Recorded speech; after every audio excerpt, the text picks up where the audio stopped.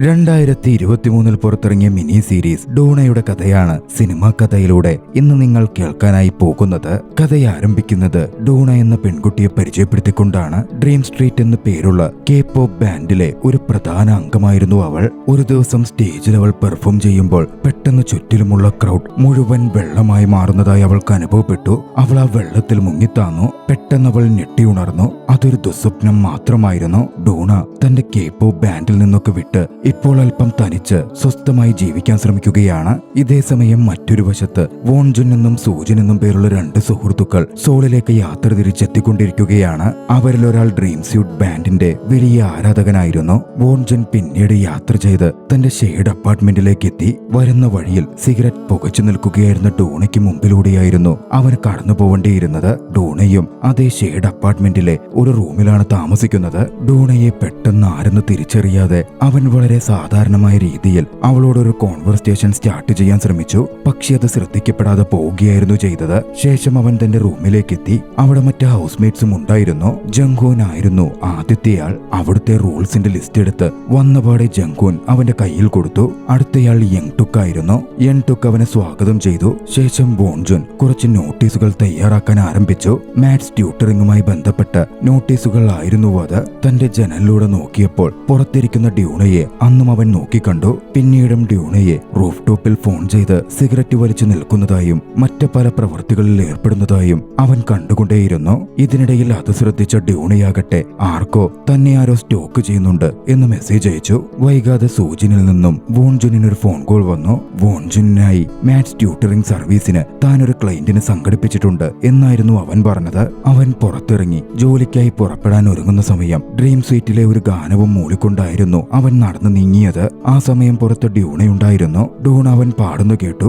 അവനെ കണ്ടതും അവനെ സ്റ്റോക്കർ എന്ന് വിളിച്ചു. പക്ഷേ സ്ഥാനത്തിന് സ്റ്റോക്ക് ചെയ്യണം, അവൾ ആരാണെന്നത് എനിക്ക് അറിയ പോലും ഇല്ലല്ലോ എന്ന് പറഞ്ഞായിരുന്നു വോൺജുൻ അവിടെ നിന്ന് പോയത്. അന്ന് പുറപ്പെട്ടു പോയി അവൻ തന്റെ ക്ലയന്റിന്റെ അമ്മയെ മീറ്റ് ചെയ്ത് സംസാരിച്ചു. മാത്സ് ട്യൂട്ടറിംഗ് സർവീസിന്റെ കാര്യവും ഏറെക്കുറെ ഓക്കെയായി. അവിടെ നിന്ന് തിരികെ വരുന്ന വഴിയിൽ അവൻ തന്റെ പഴയൊരു സുഹൃത്ത് ജിൻജുവിനെ കണ്ടുമുട്ടി. അവർ പരസ്പരം കണ്ടിട്ട് കുറച്ച് വർഷങ്ങൾ തന്നെ ആയിക്കഴിഞ്ഞിരുന്നു. അതുകൊണ്ട് ഒന്നിച്ചെന്തെങ്കിലും കുടിക്കാൻ പോകുവാൻ അവർ തീരുമാനിച്ചു. പരസ്പരം സംസാരിക്കുമ്പോൾ അവരിരുവരും തങ്ങളുടെ അഡ്വാൻസ് സ്റ്റഡീസിനായി ഒരേ യൂണിവേഴ്സിറ്റിയിലാണ് ജോയിൻ ചെയ്യാൻ പോകുന്നത് എന്ന കാര്യം തിരിച്ചറിഞ്ഞു. എന്തുകൊണ്ടോ ജിൻജുവിന് അത് വലിയ സന്തോഷം നൽകിയിരുന്നു. വോൺജുൻ ആകട്ടെ സാധാരണ രീതിയിലായിരുന്നു കാണപ്പെട്ടതും. വൈകുന്നേരം അവൻ വീട്ടിലേക്ക് തിരികെ എത്തുമ്പോൾ മന്നത്ത് അപ്സെറ്റായി ഡൂണ ഇരിക്കുന്നുണ്ടായിരുന്നു. വോൺജുൻ എത്തിയതും ഡൂണ മുറിയിലേക്ക് നടന്നു കയറാൻ ശ്രമിച്ചു. പോകുന്ന വഴിയിൽ അവൾ കുഴഞ്ഞു വീണു. അതോടെ വോൺജുനിന് ഡൂണയെ അടുത്തുള്ള ആശുപത്രിയിൽ എത്തിക്കേണ്ട വന്നു. പിറ്റേന്ന് വോൺജുനിനെ തേടി സൂജിന്റെ ഫോൺ കോൾ എത്തി. കഴിഞ്ഞ ദിവസം കണ്ട ക്ലയന്റിന്റെ അമ്മ തന്നെ വിളിച്ചിരുന്നെന്നും നീ ഒരു പുകവലിക്കാരനാണെന്ന് തോന്നിയതുകൊണ്ട് സർവീസ് ഒഴിവാക്കുകയാണെന്ന് പറഞ്ഞെന്നും പറഞ്ഞു. പുകവലിക്കാത്ത വോൺജുനിന് അത് കേട്ടതും അതിശയമായിരുന്നു തോന്നിയത്. പക്ഷെ പെട്ടെന്ന് വോൺജുൻ കാര്യം മനസ്സിലാക്കി. രാവിലെ പോകുമ്പോൾ ഡൂണയുമായി സംസാരിച്ചിരുന്നല്ലോ. ഡൂണ സിഗരറ്റ് വലിച്ചു നിൽക്കുകയായിരുന്നു. ആ പുക ഒരുപക്ഷെ തന്റെ ഉള്ളിലേക്കും പ്രവേശിച്ചതിന്റെ സ്മെല്ലാകാം അവർക്ക് ലഭിച്ചിരിക്കുക. ഡൂണ ആശുപത്രിയിൽ നിന്ന് ഡിസ്ചാർജായി വന്ന ശേഷം വോൺജുനിനോടുള്ള അവളുടെ പെരുമാറ്റത്തിൽ വലിയ മാറ്റം വന്നിരുന്നു. അവനെ അകൽച്ചയോടെ സ്റ്റോക്കറായി കണ്ടിരുന്ന ഡൂണ അവനോട് അടുത്തിടപഴകാൻ ആരംഭിച്ചു. വളരെ ദയാലുവും ഹാൻഡ്സവുമായ ചെറുപ്പക്കാരനാണ് വോൺജുൻ എന്നും എല്ലാവരെയും സഹായിക്കാൻ അവന് സന്തോഷമേ ഉള്ളൂ എന്നും ഡൂണ തിരിച്ചറിഞ്ഞു. ഡൂണ പിന്നീട് അവന്റെ പിന്നാലെ ഫോളോ ചെയ്യുകയും അവനെ ലഞ്ചിനായി ക്ഷണിക്കുകയും ചെയ്തുകൊണ്ടേയിരുന്നു. പക്ഷെ അത് വോൺജുനിനെ ഇറിറ്റേറ്റ് ചെയ്യുകയായിരുന്നു ചെയ്തത്. ഒരു ഘട്ടത്തിൽ വോൺജുൻ അവളോട് ദേഷ്യപ്പെടുക പോലും ഉണ്ടായി. അടുത്ത ദിവസം ഡൂണയോട് ദേഷ്യപ്പെട്ടത് കുറച്ച് കടുത്തുപോയെന്ന് അവന് തോന്നി. അതുകൊണ്ടൊരു ക്ഷമാപണമെന്ന രീതിയിൽ ഡൂണയ്ക്ക് അടുത്തുപോയി സംസാരിക്കാനും അവൾ ക്ഷണിച്ച പോലെ അവൾക്കൊപ്പം ഭക്ഷണം കഴിക്കാൻ പോകുവാനും അവൻ തീരുമാനിച്ചു. പക്ഷേ കുറച്ച് ദിവസം കഴിഞ്ഞ് വോൺജുനെ അതിശയിപ്പിച്ചുകൊണ്ട് ക്ലാസ്സിനിടയിൽ ഡൂണ അവന്റെ അടുത്തെത്തി. നമുക്ക് ലഞ്ചിന് പോയാലോ എന്ന് ചോദിക്കുകയും അവരൊന്നിച്ച് ലഞ്ചിന് പോവുകയും ചെയ്തു. ശേഷം അവരൊന്നിച്ച് ഐസ്ക്രീം കഴിച്ചു. അത് അവരുടെ ഫ്രണ്ട്ഷിപ്പിന്റെ തുടക്കവുമായിരുന്നു. കഥ അവിടെ നിന്നും ഒരു ഫ്ലാഷ് ബാക്കിലേക്ക് പോകുന്നു. ഡൂണ ഡ്രീം സീറ്റിലെ മെയിൻ മെമ്പറായിരുന്ന കാലം. ഒരു പ്രോഗ്രാമിനിടയിൽ ഡൂണ പെട്ടെന്ന് കുഴഞ്ഞു വീണു. കാണികൾക്കിടയിൽ നിന്നും ഡൂണയെ ഹെൽപ്പ് ചെയ്യാൻ ഒരാൾ ഓടിക്കയറുകയും ചെയ്യുന്നുണ്ടായിരുന്നു. സ്റ്റാർഡം കൊണ്ടുണ്ടാകുന്ന പ്രഷർ താങ്ങാൻ പറ്റാതായിരുന്നു ഡൂണ അവളുടെ ഫേമസ് ബാൻഡിൽ നിന്നും രാജിവെച്ച് പുറത്തു പോകുന്നതും. വൈകാതെ വോൺജുൻ ഒരിടത്ത് പാർട്ടി പാർട്ട് ടൈം ജോലിക്ക് കയറി. പക്ഷെ അവിടെയും ഒരു സർപ്രൈസ് ഉണ്ടായിരുന്നു. ജിൻജുവും അതേ ഇടത്തായിരുന്നു പാർട്ട് ടൈമായി ജോലി നോക്കിക്കൊണ്ടിരുന്നത്. ജിൻജുവും വോൺജിനും ഹൈസ്കൂളിൽ വെച്ചിട്ടായിരുന്നു ആദ്യമായി കണ്ടുമുട്ടുന്നത്. അന്ന് തൊട്ടേ ഇരുവരും വലിയ സൗഹൃദത്തിലുമാണ്. സമയം സന്ധ്യയായി. വോൺജുനിനോട് സംസാരിക്കുവാൻ ഡൂണ അവനെ കോണ്ടാക്ട് ചെയ്യാൻ ശ്രമിച്ചെങ്കിലും വോൺജുൻ തിരക്കിലായിരുന്നു. പിന്നാലെ അവൾ ഫോൺ എടുത്ത് പി എന്ന കോണ്ടാക്റ്റിലേക്ക് വിളിക്കാൻ ശ്രമിച്ചു. പക്ഷേ പിയും ബിസിയായിരുന്നിരിക്കണം. അവൾ കോൾ കട്ട് ചെയ്തു. അവൾ ആ സമയം പിയെ പറ്റി ചിന്തിച്ചു. മുമ്പൊരിക്കൽ പിയിൽ നിന്ന് അവൾക്കൊരു ഫോൺ കോൾ വന്നിരുന്നു. ഒരു ലോ പ്രൊഫൈൽ കീപ്പ് ചെയ്യാതെ അവളുടെ സ്റ്റാർഡം കാരണം അവൾക്ക് വന്ന അവസ്ഥയെ കുറ്റപ്പെടുത്തിക്കൊണ്ടൊക്കെയായിരുന്നു പി എന്ന് സംസാരിച്ചത്. പിന്നീട് വോൺജുൻ എന്തിനാണ് അവൾ വിളിച്ചത് എന്ന് അന്വേഷിക്കാൻ ഡൂണയുടെ മുമ്പിലെത്തി. വെറുതെ നിന്റെ ശബ്ദം കേൾക്കാൻ വിളിച്ചതാ എന്നായിരുന്നു ഡൂണയുടെ മറുപടി. അത് കേട്ടതും വോൺജുൻ പെട്ടെന്ന് വല്ലാതായി. പിന്നീട് അവനൊന്നും മിണ്ടിയില്ല. അടുത്ത ദിവസമായിരുന്നു അവന്റെ സിവിൽ എഞ്ചിനീയറിംഗ് ക്ലാസിന്റെ വെൽക്കം പാർട്ടി ഉണ്ടായിരുന്നത്. വോൺജുൻ അത് അറ്റൻഡ് ചെയ്തു. തൊട്ടു പിന്നാലെ ഡൂണയുടെ ഫോൺ കോൾ അവനെ തേടിയെത്തി. ഡൂണയുമായി അവൻ സംസാരിച്ചു നിൽക്കെ രണ്ട് പയ്യന്മാർ വന്ന് അവന്റെ ഫോൺ പിടിച്ചു വാങ്ങി. ആ പരിസര പ്രദേശത്ത് തന്നെ ഡൂണ ഉണ്ടായിരുന്നു. സിറ്റുവേഷൻ മനസ്സിലാക്കിയ ഡൂണ അങ്ങോട്ടേക്ക് കടന്നു ചെല്ലുകയും അതിലിടപെടുകയും ഫോൺ പിടിച്ചു വാങ്ങി പ്രശ്നമുണ്ടാക്കാൻ ശ്രമിച്ച പയ്യന്മാരെ കൈകാര്യം ചെയ്യുകയും ചെയ്തു. ആ ശ്രമത്തിൽ ആ പയ്യന്മാരെ കയ്യിലിരുന്ന് വൈൻ ബോട്ടിൽ കൊണ്ട് അടിക്കാൻ ഡൂണ ശ്രമിച്ചിരുന്നു. തടയാൻ ശ്രമിച്ച വോൺജുനിന്റെ കയ്യിൽ അതുകൊണ്ട് പരിക്കേൽക്കുകയും ഉണ്ടായി. പിന്നീട് അവൻ ജിൻജുവിനെ കണ്ടു. ഡൂണയ്ക്കൊപ്പം വോൺജുനിനെ കണ്ട് ജിൻജു അതിശയിച്ചിരുന്നു. ഡൂണയെ കണ്ടതും താൻ എത്രമാത്രം ഡൂണയെയും ബാൻഡിനെയും വിലമതിക്കുന്നു എന്ന തരത്തിൽ അവൾ വാചാലയായി. പിന്നാലെ ഡൂണയെയും തങ്ങൾക്കൊപ്പം ഡ്രിങ്ക് കഴിക്കാൻ ക്ഷണിച്ചു. പിന്നീട് അവരൊന്നിച്ച് ഷെയർ ഹൗസിലേക്ക് എത്തുകയും അവിടെ ഇരുന്ന് ഒന്നിച്ച് മദ്യപിച്ച് ഒരുപാട് സമയം എൻജോയ് ചെയ്യുകയും ചെയ്തു. ജിൻജുവിന്റെയും വോൺജുനിന്റെയും ബോണ്ട് കണ്ട് തനിക്ക് അസൂയ തോന്നുന്നുവെന്നും തനിക്ക് ഇതുവരെ അത്തരത്തിൽ നല്ല സുഹൃത്തുക്കൾ ഉണ്ടായിട്ടേയില്ല എന്നും ഡൂണ പറഞ്ഞു. തിരികെ പോവാൻ നോക്കുമ്പോൾ അവൾ വീഴേണ്ടതായിരുന്നു. വോൺജുൻ അവളെ വീഴാതെ പിടിച്ചു നിർത്തി. അതിരുവരെയും ഒരുപാട് അടുത്തു കൊണ്ടുവന്നിരുന്നു. ഡൂണ അവനെ ചുംബിക്കാനായി മുന്നിട്ട് വന്നെങ്കിലും പെട്ടെന്ന് മടിച്ച് പിന്മാറിപ്പോയി. അടുത്ത ദിവസം വോൺജുനിന് അതിനെപ്പറ്റി ചിന്തിക്കാതിരിക്കാനേ സാധിച്ചില്ല. അവൻ ഡൂണയെ കണ്ട് അന്ന് തന്റെ ഹൗസ്മേറ്റ്സിനൊപ്പം അവളെയും ഡിന്നറിന് ക്ഷണിച്ചു. അന്ന് ഡിന്നറൊക്കെ കഴിഞ്ഞ് പോകുമ്പോൾ വോൺജുൻ അവളോട് സംസാരിച്ചു. എന്താണ് അവൾ പാട്ടൊക്കെ വിട്ടത് എന്ന് അവളോട് ചോദിച്ചു. തനിക്കിനി പാടാൻ കഴിയില്ല എന്നായിരുന്നു ഡൂണ പറഞ്ഞത്. കഥ ഫ്ലാഷ് ബാക്കിലേക്ക് പോകുന്നു. ഡൂണ തന്റെ ബാൻഡ് മാനേജറിനോട് ഫേമസ് ആവുന്നതിനൊപ്പം തന്റെ ഉള്ളിൽ വർദ്ധിക്കുന്ന ആങ്സൈറ്റിയെ പറ്റിയും മറ്റും പ്രത്യേകം പറഞ്ഞിരുന്നു. പക്ഷെ അവരതൊന്നും കാര്യമാക്കി എടുത്തിരുന്നില്ല. കഥ പ്രസന്റിലേക്ക് വരുന്നു. വോൺജുൻ ഡൂണയെ നല്ല രീതിയിൽ ഉപദേശിച്ചു. എല്ലാത്തിലും ഉപരിയായി അവളുടെ ഹെൽത്ത് നോക്കണം എന്നൊക്കെ അവൻ പറഞ്ഞു. അവൾ തിരികെ വീട്ടിലെത്തുമ്പോൾ വീടിനകത്ത് അൺഎക്സ്പെക്റ്റഡ് ആയി ഒരു ബർത്ത്ഡേ ഗിഫ്റ്റും ഒരു നോട്ടും ഉണ്ടായിരുന്നു. അവൾ അത് ആരായിരിക്കും അവിടെ കൊണ്ടുവന്നു വെച്ചത് എന്നറിയാൻ നിരീക്ഷിച്ചെങ്കിലും ആരെയും കണ്ടെത്താൻ സാധിച്ചില്ല. ഇതേ സമയം വോൺജുൻ ആകട്ടെ ജിൻജുവും ഒത്തുള്ള തന്റെ പഴയ ഫോട്ടോസൊക്കെ നോക്കുകയായിരുന്നു. ഹൈസ്കൂളിൽ പഠിക്കുമ്പോൾ അവർ തമ്മിൽ അത്ര അടുപ്പത്തിലായിരുന്നു. ഒഫീഷ്യലായി അവരവരുടെ റിലേഷൻഷിപ്പ് ഒന്നും പ്രഖ്യാപിച്ചിട്ടില്ലെങ്കിലും പരസ്പരം പറഞ്ഞിട്ടില്ലെങ്കിലും കപ്പിൾസിനെ പോലായിരുന്നു അവർ അന്ന് കഴിഞ്ഞിരുന്നത്. റൂമിൽ തുടരുമ്പോൾ ഡൂണക്ക് ആരോ തന്നെ സ്റ്റോക്ക് ചെയ്യുന്ന പോലെയും ഫോട്ടോ എടുക്കുന്ന പോലെയും ഒക്കെ അനുഭവപ്പെട്ടു. അവൾ പുറത്തിറങ്ങിയൊക്കെ നോക്കി. ശേഷം ആരുമില്ലെന്ന് കണ്ട് തന്റെ ദൈനംദിന കാര്യങ്ങളിലേക്ക് തിരിഞ്ഞു. ബാത്റൂമിൽ പോയി അവൾ ഒന്ന് ഫ്രഷായി വാതിൽ തുറക്കാൻ ശ്രമിക്കുമ്പോൾ ഡോർ ലോക്കായി പോയിരുന്നു. അവൾക്ക് പുറത്തു കിടക്കാൻ സാധിക്കുന്നില്ല. അവൾ ആകെ അങ്കലാപ്പിലായി. ഇതേ സമയം പുറത്തായിരുന്ന വോൺജുൻ ജിൻജുവിനോട് സംസാരിച്ച് ഒന്നിച്ച് പുറത്തുപോയാലോ എന്ന് ചോദിക്കുകയായിരുന്നു. ജിൻജുവും അതിന് സമ്മതിച്ചു. തന്റെ ആ ഡേറ്റിന്റെ കാര്യം ഡൂണയോട് പറയുവാൻ എക്സൈറ്റഡ് ആയിട്ട് അവൻ ഡൂണയുടെ മുറിയിലേക്ക് എത്തി. പക്ഷേ ഡൂണ ബാത്റൂമിൽ ലോക്കായി കിടക്കുന്നതായിരുന്നു അവന് കാണാൻ സാധിച്ചത്. ലോക്ക് പൊട്ടിച്ചവൻ ഡോറ് തുറന്നു.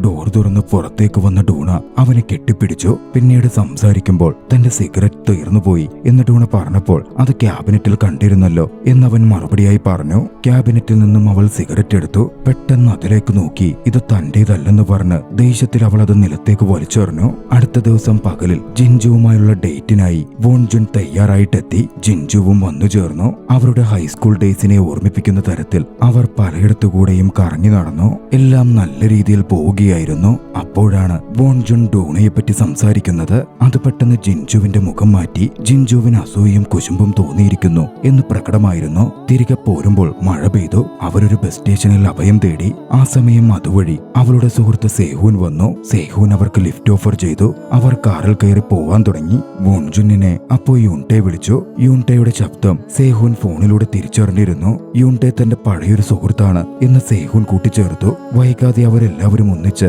ഷെയ്ഡ് ഹൗസിലേക്ക് എത്തി. അവിടെ വെച്ച് കൂട്ടുകാർ സേഹൂനും ജിൻജുവും തമ്മിൽ എന്താ ബന്ധം എന്ന് ചോദിച്ചപ്പോൾ തങ്ങൾ ഡേറ്റിംഗിലാണെന്നും അല്ലെന്നും തങ്ങൾ പരസ്പരം സോൾമേറ്റ്സ് ആയ കാണുന്നത് എന്നും അവൻ മറുപടി പറഞ്ഞു. അത് വോൺജുനിന്റെ ഉള്ളിൽ വല്ലാത്തൊരു ആദി ഉണ്ടാക്കി. കാരണം വോൺജുനിന്റെയും ജിൻജുവിന്റെയും ഉള്ളിലും അതേ വികാരമായിരുന്നു ഉണ്ടായിരുന്നതല്ലോ. ആ സംഭാഷണമൊക്കെ കഴിഞ്ഞതും ഡൂണയും വോൺജുനും കുറച്ച് ഐസ്ക്രീം വാങ്ങുവാൻ പോയി. തിരിച്ചു പോരുമ്പോൾ മാറി നിന്നൊന്ന് പുകയ്ക്കുവാൻ ഡൂണ തീരുമാനിച്ചിരുന്നു. വോൺജുൻ ആകട്ടെ തന്റെ ഹുഡിയൂരി അവൾക്ക് വിട്ടുകൊടുത്ത് അവിടെ നിന്ന് ഓടി തിരികെ പോന്നു. പുകച്ചു കഴിഞ്ഞ് വോൺജുന്റെ ഹുഡിയും ധരിച്ചിട്ടായിരുന്നു ഡൂണ അങ്ങോട്ടേക്ക് വന്നത്. അത് കണ്ട് ജിൻജു വല്ലാതെ അസ്വസ്ഥയായി. പിന്നീട് അടുത്തൊരു ദിവസവും എല്ലാവരും ഒന്നു ചേർന്നിരുന്നു. അവർ ബാസ്കറ്റ്ബോൾ ഗെയിം കളിച്ചു. ഗേൾസൊക്കെ ആണുങ്ങൾക്ക് വേണ്ടി ചീർ ചെയ്യുന്നുണ്ടായിരുന്നു. അന്നൊക്കെ ഗെയിമൊക്കെ കഴിഞ്ഞപ്പോൾ ഡൂണ വോൺജുനിനോട് ജിൻജുവിനോടുള്ള അവന്റെ ഫീലിംഗ്സ് തുറന്നു പറയാൻ പ്രപ്പോസ് ചെയ്യാൻ ആവശ്യപ്പെട്ടു. ചിലപ്പോൾ സേഹുൻ ആദ്യമേ അത് പ്രവർത്തിച്ചേക്കും എന്നൊരു ആശങ്കയും അവൾ പങ്കുവെച്ചു. താൻ മുമ്പേ തന്നെ അവളോട് പ്രപ്പോസ് ചെയ്തിട്ടുണ്ടെന്നും പക്ഷെ അവൾ വ്യക്തമായൊരു മറുപടി ഇതുവരെ തന്നിട്ടില്ലെന്നുമായിരുന്നു വോൺജുൻ ഡൂണയോട് മറുപടിയായി പറഞ്ഞത്. ആ പ്രപ്പോസൽ കഴിഞ്ഞിട്ട് ഇപ്പോൾ കുറച്ചു വർഷങ്ങളായെന്നും പിന്നീട് എപ്പോഴാണ് കാണുന്നത് എന്നും വോൺജുൻ കൂട്ടിച്ചേർത്തു. പിന്നീട് അങ്ങോട്ടേക്ക് വോൺജുൻ ജിൻജുവിനൊപ്പം കുറെ സമയം ചിലവിടാൻ തുടങ്ങിയിരുന്നു. ഡൂണയും തന്നെ ഒരുപാട് വിശ്വസിച്ച് ആശ്രയിക്കുന്നുണ്ട് എന്നവൻ തിരിച്ചറിഞ്ഞു കഴിഞ്ഞിരുന്നു. ഡൂണയെ അന്നൊരു ദിവസം തന്റെ ഫ്രണ്ട്സിനൊപ്പം ഹൗസ്മേറ്റ്സിനൊപ്പം ഡ്രിങ്ക് കഴിക്കുവാൻ അവൻ ക്ഷണിച്ചു. ഡൂണ വന്ന് ജോയിൻ ചെയ്തു. അവർ ഒന്നിച്ച് സംസാരിച്ചിരിക്കാൻ തുടങ്ങി. തന്നെ ആരോ ഇവിടെ സ്റ്റോക്ക് ചെയ്യുന്ന പോലെ തോന്നുന്നുണ്ട് എന്ന സംശയം ഡൂണ അവനോട് പറഞ്ഞു. ജനലിന് പുറത്തു നിന്നെടുത്തൊരു ഫോട്ടോയും തനിക്ക് ലഭിച്ചത് തെളിവായി അവൾ കാണിച്ചു കൊടുത്തു. കേട്ടപാടെ അത് നോക്കുവാൻ വോൺജുൻ പുറത്തേക്ക് ഓടിയിറങ്ങി. മറ്റുള്ളവരും പുറകെ ചെന്നു. മറഞ്ഞു നിന്ന് ഫോട്ടോ എടുക്കുന്ന വ്യക്തിയെ അവിടെ നിന്നും അവർ കണ്ടെത്തിയിരുന്നു. അവനെ പിടികൂടിയപ്പോൾ ഡൂണ അവന്റെ തലയ്ക്ക് ബോട്ടിലടിക്കാൻ വന്നെങ്കിലും പെട്ടെന്ന് ഒരു നിമിഷം മടിച്ചു നിന്നു. പിന്നാലെ അവനെടുത്ത എല്ലാ ഫോട്ടോസും അവർ പിടിച്ചു വാങ്ങുകയും അവനെ വെറുതെ വിടുകയും ചെയ്തു. പോലീസിനെ അതിലേക്ക് ഇൻവോൾവ് ചെയ്യിപ്പിക്കാൻ അവർ താല്പര്യപ്പെട്ടിരുന്നില്ല. പിന്നീട് ഡൂണ ഉറങ്ങിപ്പോയിരുന്നു. വോൺജുൻ അവളുടെ ഫോൺ ശ്രദ്ധിച്ചപ്പോൾ അതിൽ പി എന്ന കോണ്ടാക്റ്റിൽ നിന്നും മെസ്സേജുകൾ വരുന്നത് അവൻ ശ്രദ്ധിച്ചു. കളവ് പറയാൻ അവൾ മിടുക്കിയാണെന്നും ഇനി താനുമായൊരു കോണ്ടാക്റ്റും വേണ്ട എന്നൊക്കെയായിരുന്നു മെസ്സേജ് വന്നിരുന്നത്. അടുത്ത ദിവസം ഡൂണ വോൺജുൻ പുതുതായി ജോലി നോക്കുന്ന ഇടത്തേക്കെത്തി. അതൊരു അമ്യൂസ്മെന്റ് പാർക്കായിരുന്നു. അവന്റെ ഷിഫ്റ്റ് കഴിയുന്നവരെ അവൾ അവിടെ വെയിറ്റ് ചെയ്തു. അന്ന് വൈകുന്നേരം അവർ ഒന്നിച്ച് ഡിന്നർ കഴിച്ചു. സംസാരിക്കുമ്പോൾ താൻ ആരാണെന്ന് സ്വയം തിരിച്ചറിയാൻ ശ്രമിക്കുകയാണ്, അതിന്റെ പ്രോസസ്സിലാണ് എന്നവൾ അവനോട് പറഞ്ഞു.